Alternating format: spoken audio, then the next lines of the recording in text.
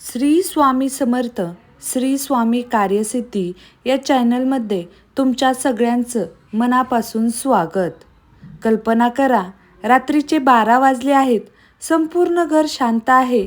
बाहेर सुंदर चंद्रप्रकाश पडलेला आहे आणि अचानक तुमच्या अंगणात किंवा गॅलरीत ठेवलेल्या एका कुंडीतून एक मोहक सुगंध दरवळू लागतो.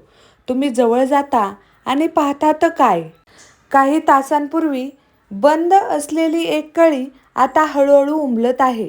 काही क्षणातच ती पूर्ण बहरत येते. शुभ्र, तेजस्वी आणि अतिशय सुंदर, जणू स्वर्गातून पृथ्वीवर उतरलेलं एखादं दिव्य फूल. हे दृश्य म्हणजे ब्रह्मकमळ फुलण्याचा क्षण. अनेक लोक या क्षणाला अत्यंत शुभ मानतात. काहींचा तर विश्वास आहे की यावेळी देवीची विशेष कृपा आपल्या घरावर होते. काही जण म्हणतात की या क्षणी केलेली प्रार्थना नक्कीच पूर्ण होते, तर काहींच्या मते हे फूल फुलणे म्हणजे घरात सुख, शांती आणि समृद्धी येण्याची चाहूल असते. पण या सर्व गोष्टींमध्ये किती सत्य आहे? ब्रह्मकमळ फुलल्यानंतर खरंच काही अद्भुत घडतं का, की हा फक्त लोकविश्वास आहे? आजच्या या व्हिडिओमध्ये आपण ब्रह्मकमळाचं धार्मिक महत्त्व, वैज्ञानिक सत्य आणि पुराणातील संदर्भ आणि या फुलामागील आध्यात्मिक संदेश याची सविस्तर माहिती जाणून घेणार आहोत. त्यासाठी हा व्हिडिओ शेवटपर्यंत नक्की पहा. चॅनेलवर नवीन असताल तर चॅनलला सबस्क्राईब करा आणि कमेंटमध्ये श्री स्वामी समर्थ नक्की लिहा. सगळ्यात अगोदर महत्त्वाची गोष्ट समजून घ्यायची आहे, ती म्हणजे आपण घरामध्ये ज्या झाडाला ब्रह्मकमळ म्हणतो ते प्रत्यक्षात रात्री उमलणाऱ्या कॅक्टस कुलातील एका वनस्पतीचं फूल आहे. तर हिमालयात आढळणारे खरं ब्रह्मकमळ ही वेगळी वनस्पती आहे. पण आपल्या देशात दोन्ही फुलांना ब्रह्मकमळ या नावानेच ओळखलं जातं. त्यामुळे अनेकदा असा गोंधळ निर्माण होतो. आता प्रश्न पडतो की या फुलाला ब्रह्मकमळ हे नाव का पडलं? हिंदू धर्मात कमळाला अत्यंत पवित्र स्थान दिलं आहे. कमळ हे निर्मळता, सृष्टी आणि दिव्यतेचं प्रतीक मानलं जातं. धार्मिक कथेनुसार भगवान विष्णूंच्या नाभीतून प्रकट झालेल्या कमळातून ब्रह्मदेव प्रकट झाले, म्हणून कमळ हे सृष्टी निर्मितीचं प्रतीक मानलं जातं. याच श्रद्धेमुळे या सुंदर रात्री उमलणाऱ्या फुलालाही ब्रह्मकमळ असं नाव दिलं गेलं आहे. मात्र एक गोष्ट लक्षात ठेवा, घरात लावलं जाणारं ब्रह्मकमळ आणि पुराणातील कमळ हे एकच असल्याचा स्पष्ट पुरावा अजून उपलब्ध झालेला नाही. त्यामुळे श्रद्धा आणि वनस्पतीशास्त्र या दोन्ही गोष्टी वेगळ्या समजून घेणं आवश्यक आहे. आता या फुलाचं सर्वात मोठं रहस्य काय, तर हे फूल दिवसा का नाही फुलत? तर पहा, दिवसभर त्यांची कळी बंद असते. संध्याकाळ होताच ती हळूहळू उघडी लागते. रात्री सुमारे 10 ते 12 वाजण्याच्या दरम्यान ते पूर्ण उमलतं. त्याचा सुगंध इतका मोहक असतो की आसपासचे वातावरण भारावून जाते.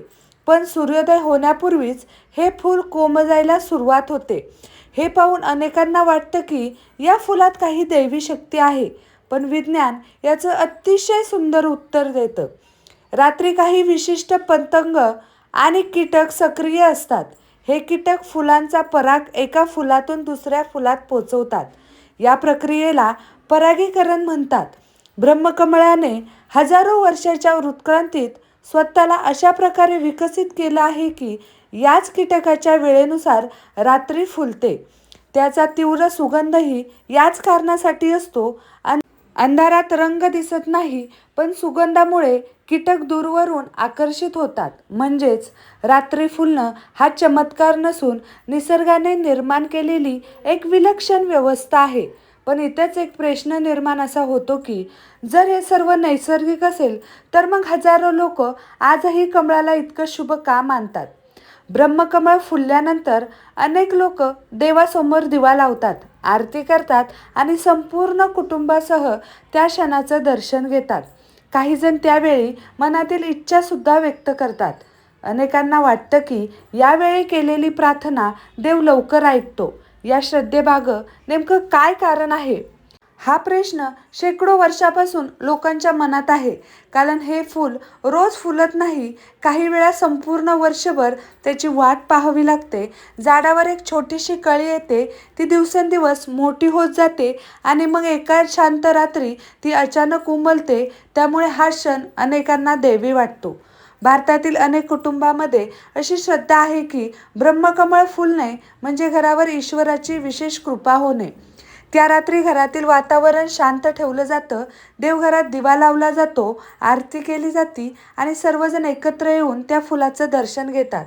अनेक जण त्या क्षणी डोळे मिटून मनापासून प्रार्थना करतात. अनेक भक्तांचा असा विश्वास आहे की त्या क्षणी केलेली प्रार्थना मनाला अधिक एकाग्र करते.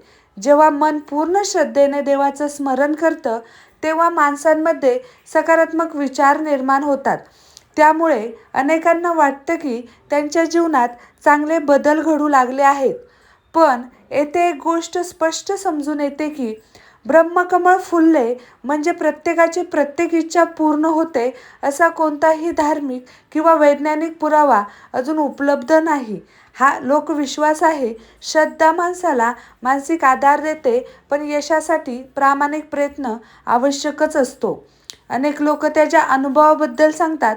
कोणाला नोकरी मिळाल्यानंतर आठवतं की काही दिवसांपूर्वी त्यांच्या घरी ब्रह्मकमळ फुललं होतं. कोणाचा व्यवसाय चांगला चालू लागतो, कोणाच्या मुलाला शिक्षणात यश मिळतं, तर काहीच्या घरातील वातावरण अधिक आनंदी होतं. अशा घटना घडतात, पण त्या प्रत्येकाच्या आयुष्यात वेगळ्या असतात. म्हणून या अनुभवाकडे श्रद्धा म्हणून पाहणं योग्यच ठरेल. आपल्या भारतीय संस्कृतीत श्रद्धेला विशेष स्थान आहे. तुळस, वड, पिंपळ, बेलपत्र यांनाही धार्मिक महत्त्व आहे.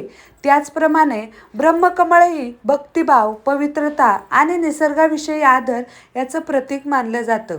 आता या फुलाकडून मिळणारा सर्वात मोठा आध्यात्मिक संदेश समजून घ्या. ब्रह्मकमळ आपल्याला संयम शिकवतं. हे झाड महिनोन्महिने शांतपणे वाढत राहतं. कोणालाही त्याची घाई दिसत नाही, पण योग्य वेळ आल्यावर ते इतकं सुंदर फुलतं की पाहणारा थक्क होऊन जातो. हे आपल्या आयुष्यालाही लागू होतं. अनेकदा आपण खूप मेहनत करतो, पण लगेच यश मिळत नाही. अशा वेळी निराश न होता प्रयत्न सुरू ठेवा, कारण निसर्गाप्रमाणेच आपल्या आयुष्यातही प्रत्येक गोष्टीची एक वेळ असते. दुसरा संदेश म्हणजे नम्रता. ब्रह्मकमळ रात्री फुलते, ते स्वतःची जाहिरात करत नाही, तरीही त्याचा सुगंध दूरवर पसरतो. त्याचप्रमाणे माणसानेही आपल्या चांगल्या कर्माचा गाजावाजा करण्याऐवजी त्याचा सुगंध समाजात पसरून द्यावा. तिसरा संदेश म्हणजे क्षणाचं महत्त्व. हे फूल काही तासातच फुलतं, त्यामुळे ते आपल्याला शिकवतं की आयुष्यातील प्रत्येक सुंदर क्षण कुटुंबासोबत आणि कृतज्ञतेने जगा. ब्रह्मकमळ फुलल्यानंतर सर्वात मोठा चमत्कार बाहेर घडत नाही, तर तो आपल्या मनात घडतो. श्रद्धा, सकारात्मकता, शांतता आणि देवावरील विश्वास यामुळे मन अधिक मजबूत होतं. आणि जेव्हा मन मजबूत असतं, तेव्हा माणूस आयुष्यातील प्रत्येक संकटाला अधिक धैर्याने सामोरे जाऊ शकतो. म्हणूनच ब्रह्मकमळ हे केवळ एक सुंदर फूल नाही, ते श्रद्धा, संयम, आशा आणि निसर्गाच्या अद्भुत सौंदर्याचं जिवंत प्रतीक आहे. तर तुम्हाला आजची ही माहिती कशी वाटली मला कमेंट करून नक्की सांगा.